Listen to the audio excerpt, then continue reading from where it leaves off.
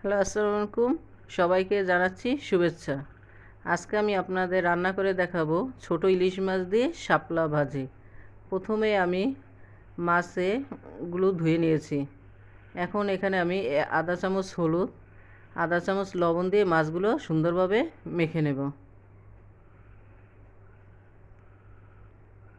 কড়াইতে আমার তেল গরম হয়ে গেছে। এখন আমি মাছগুলো দিয়ে দিচ্ছি।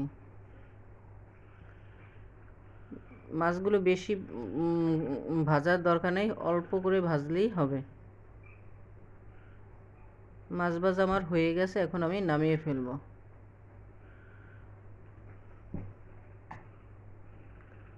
ইলিশ মাছ দিয়ে শাপলা ভাজি অনেক মজা লাগে।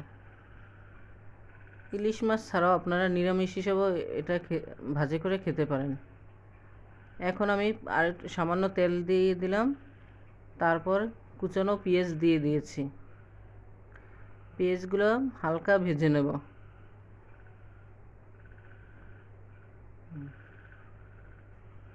এখন আমি এখানে কিছুটা কালো জিরে দিয়ে দিয়েছি। এটা আপনারা যদি ভালো না লাগে নাও দিতে পারেন। আমার কাছে কালো জিরে খুব ভালো লাগে, এই জন্য আমি কালো জিরে দিয়েছি। ভিডিওটি ভালো লাগলে অবশ্যই সবাই লাইক, কমেন্ট, শেয়ার এবং সাবস্ক্রাইব করবেন। আর কমেন্ট করে অবশ্যই জানাবেন কেমন হয়েছে। এখন এখানে আমি আধা চামচ হলুদ দিয়েছি,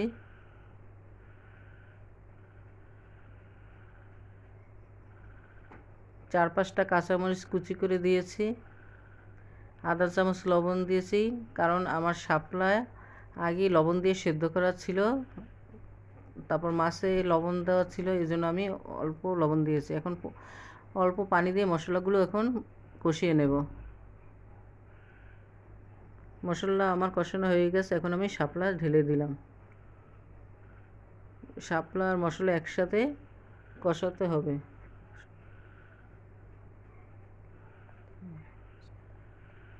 এখন একটু ঢেকে দেব।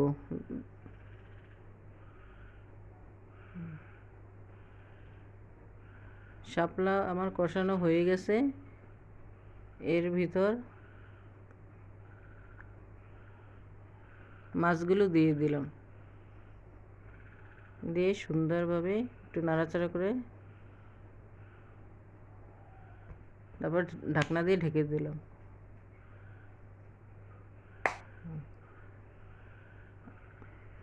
শাপলা আর মাছ ভেজে আমার হয়ে গেছে, এখন নামিয়ে ফেলেছি।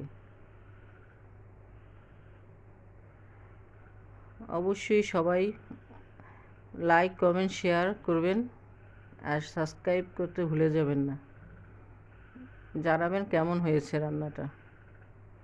সবাইকে ধন্যবাদ।